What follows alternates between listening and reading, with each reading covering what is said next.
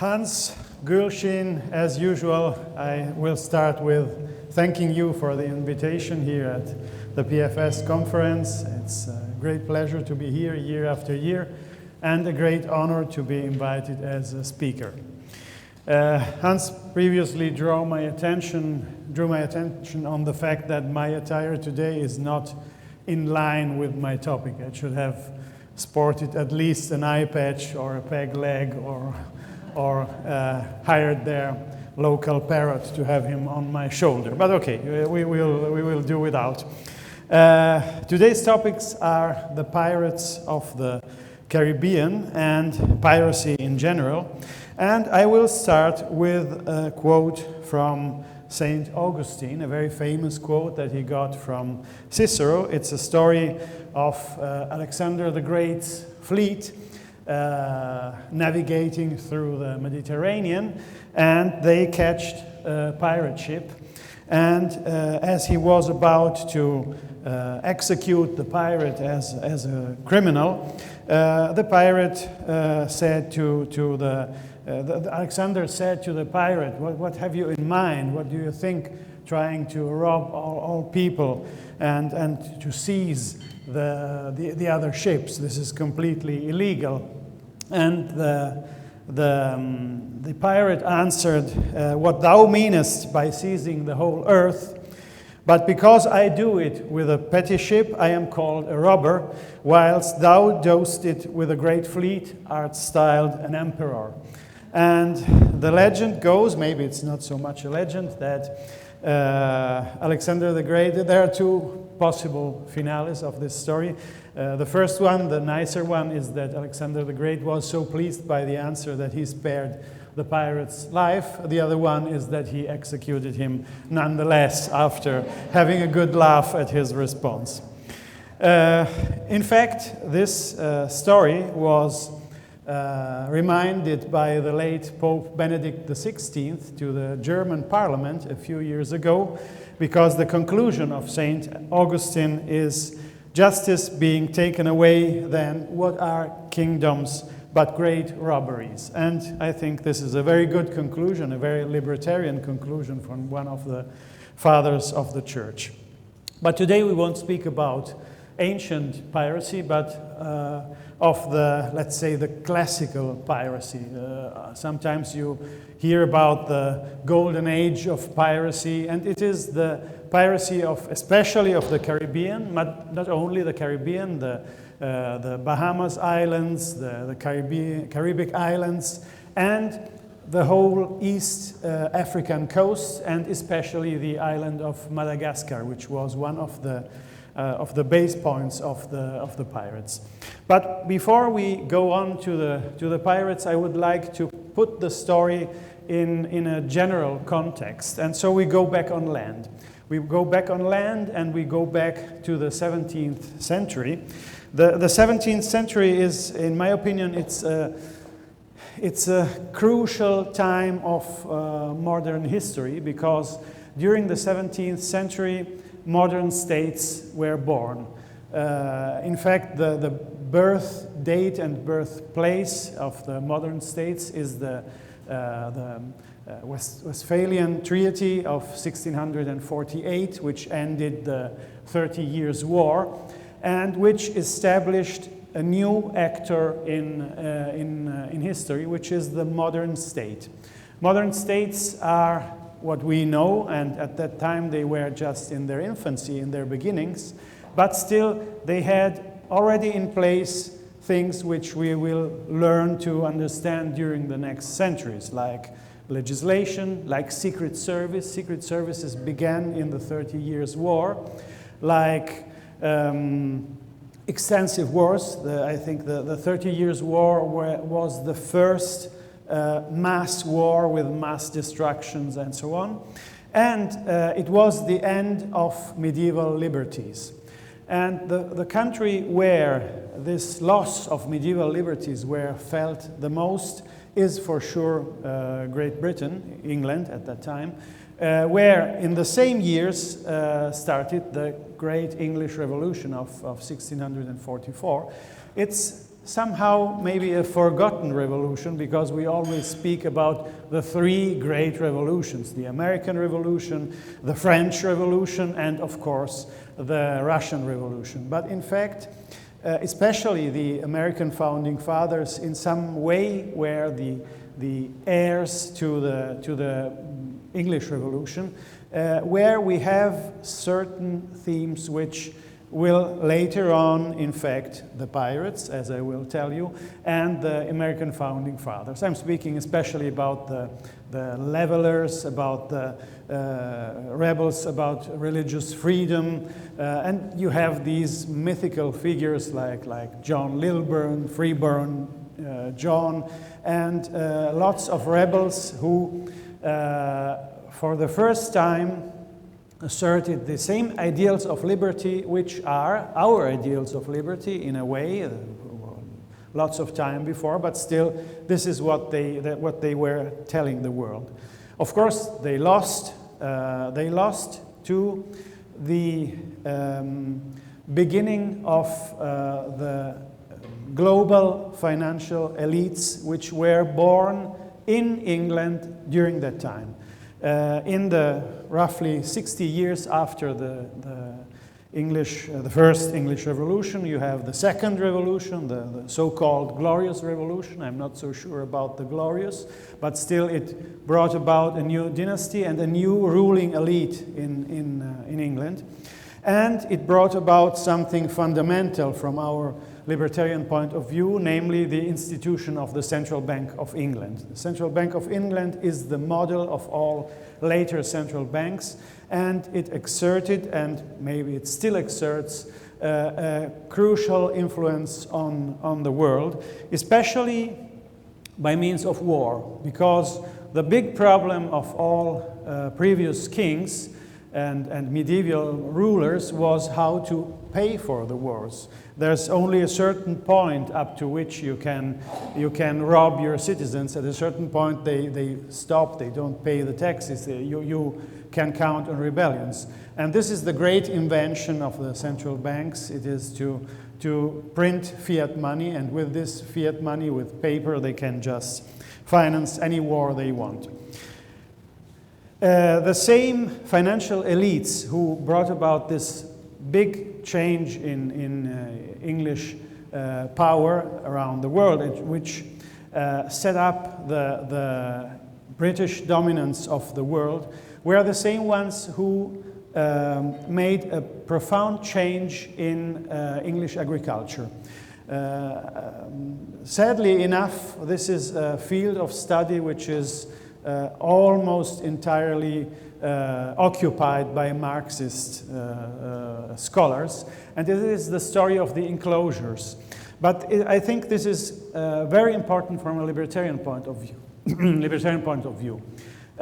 Enclosures are the encirclement of big agricultural properties, especially for the raising of cattle, especially sheep, for the wool industry, and what this happened through the eviction of the common lands. Common lands were a medieval model of property which is very far away from the individual property that we consider more or less the only model of property, because typically a British village of the 16th and 17th century would have small plots of land with maybe a small cottage for one family. The family had maybe a cow, maybe some sheep, chicken, and so on. They sold their products, and they could use, together with all the other villagers, these common lands, which could be used for grazing, which could be used for taking wood, water, and so on. And this was private property, wrongly styled as common property, as it is now with state property. It was not state property. It was the property of an individual village, of an individual group of people, regulated by certain rules about the use of these lands. Well, these lands were expropriated, sometimes legally, just by buying them, sometimes illegally occupying them, and sometimes with the power of the state behind the occupiers, which through the British Parliament made these Enclosure Acts, which basically expropriated the farmers.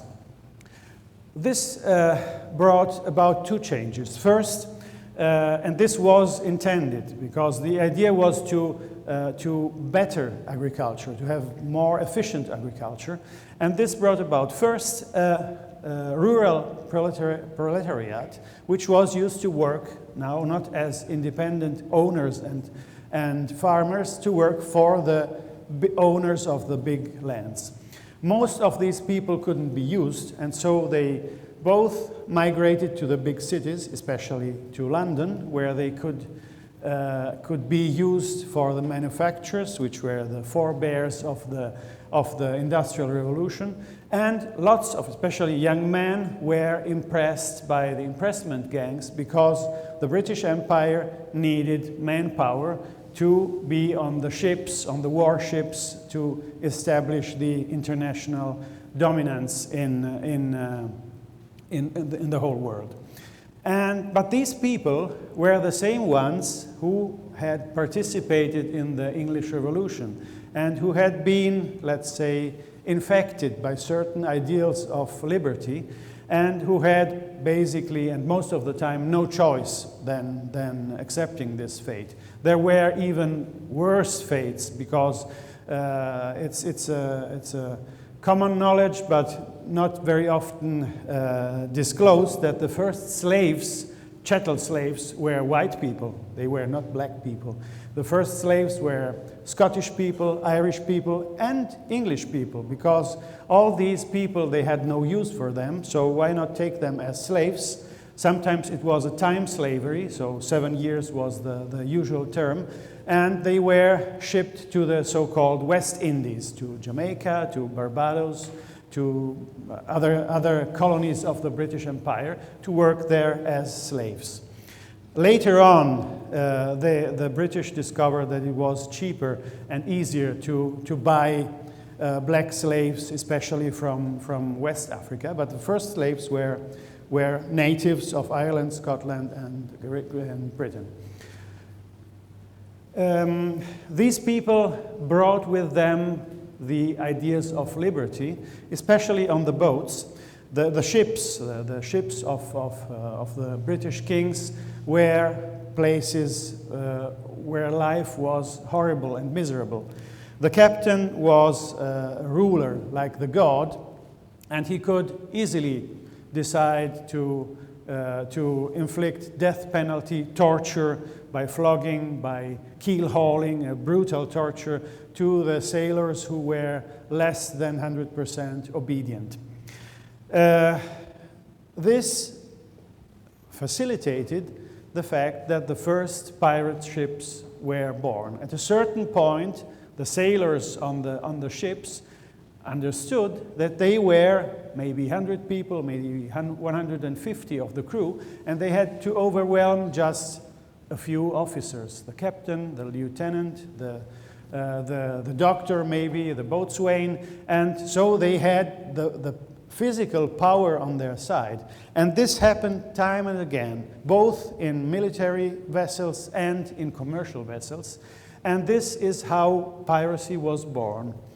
And especially the highlight of the so-called golden age of piracy was in the years after the end of the War of Spanish Succession until 1726, when the British crushed piracy and hanged almost all pirates. But during these years, during roughly 20 years of piracy, the pirates achieved incredible successes, if from their point of view, of course. From the point of view of the British kings and merchants, not so much, because they brought the international commerce of Britain almost to a stop. It was close to impossible to sail a vessel from the Caribbean to Europe and vice versa. And it was very easy for the pirates to overwhelm the ships for a very easy reason. Pirate ships usually flew the black flag, the Jolly Roger, the black flag with a skull on it.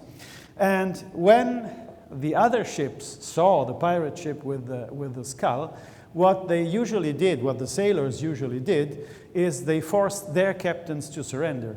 They said, we won't fight the pirates. And normally, a big chunk of the sailors of the conquered vessels just voluntarily enlisted with the pirates. Contrary to a common narrative that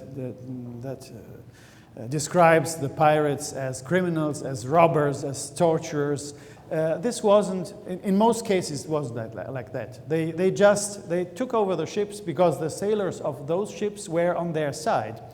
What they did is very interesting because usually, and their violence came into play, they made trials against the captains, and they examined the sailors of the conquered ships as witnesses, and they asked them how they were treated. If they found that the captain was the tyrant, as in many cases, he was executed because he oppressed his own sailors. If he was a good captain, as sometimes happened, there's a famous case of a Captain Snellgrave who was spared by the pirates because he was a good captain. And usually, the ones who didn't want to enlist with the pirates, they were left free. And so they gave them maybe a rowboat, they gave them provisions in water and food, and they left them where they could reach land easily and they could go back to their countries. So it's a narrative very different from the one that we have of the savage and violent pirates. They were quite humane, of course, not in all cases. Another thing that the pirates did regularly, on a regular basis, was attacking slave ships. Not as you might imagine, because they wanted to get the slaves and sell them on the market. No, because they wanted to free the slaves. The first ones who freed the slaves were the pirates. And this is the reason why, there are statistics about this fact, the reason why there is a big percentage of black sailors and even black captains on pirate ships, because most of these people decided to remain with the pirates, because the alternative would have been maybe to be captured again and sold in some plantation slave market in Jamaica or somewhere. Of course, the choice to go a-pirating, like they called it, was a choice without way back. This is the reason why the Jolly Roger has a skull on it, because the pirates knew that if they were caught, the only solution was to be executed and hanged. This was a common problem that many British kings tried to solve, and in fact they issued pardon laws.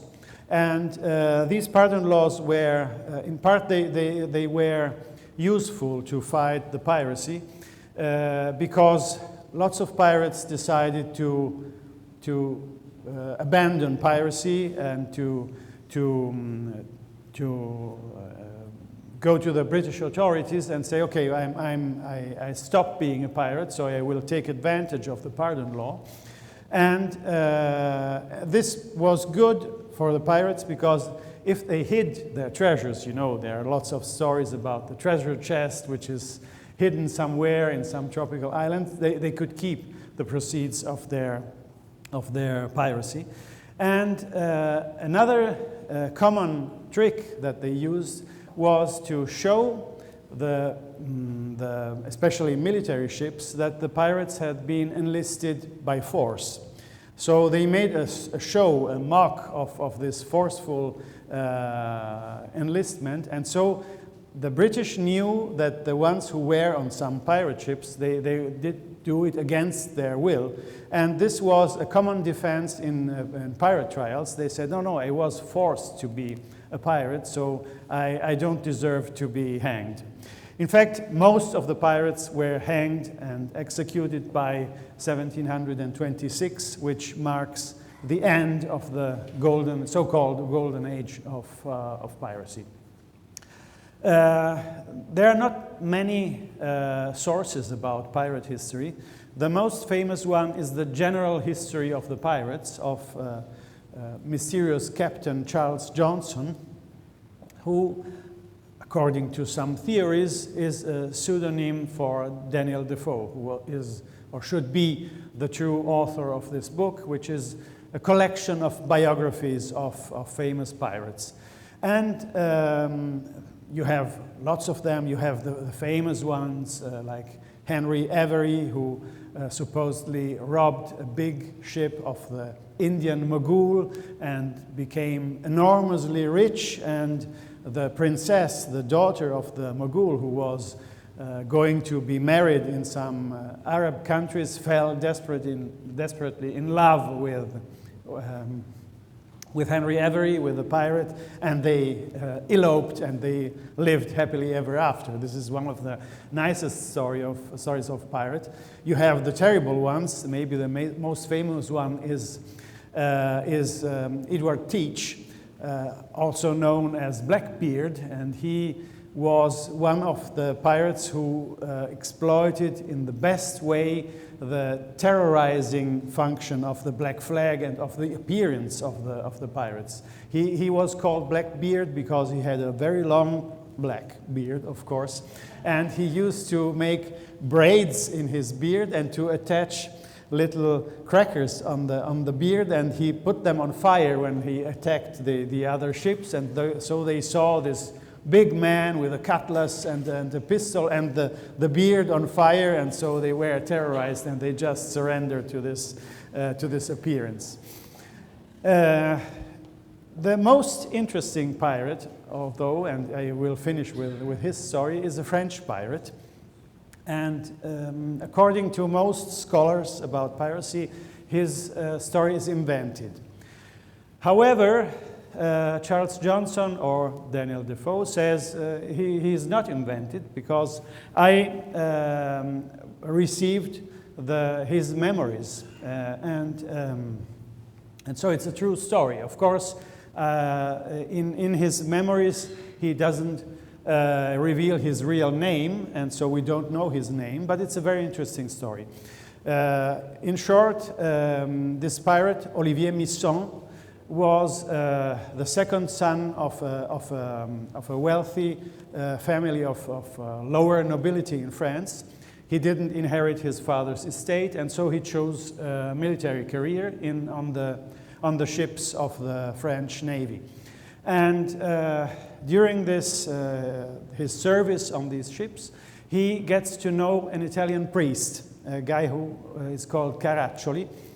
He knows him in Naples, at the port of Naples, and together they go to Rome to visit the siege of Christianity, and Caraccioli is his philosophical mentor, let's say, and he explains him this is all, religion is just a way to dominate people, and it's just an instrument of government. The true significance is individual freedom.